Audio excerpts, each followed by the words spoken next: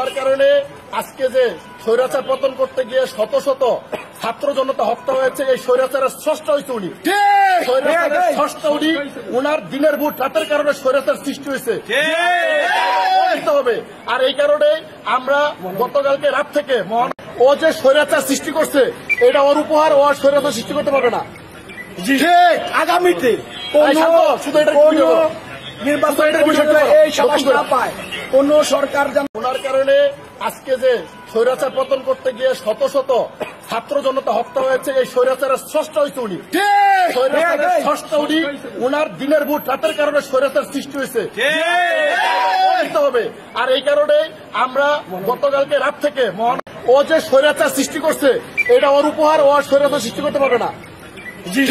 আগামীতে শুধু এটা নির্বাচনের বিষয়টা এই সাবাস না পায় কোন সরকার।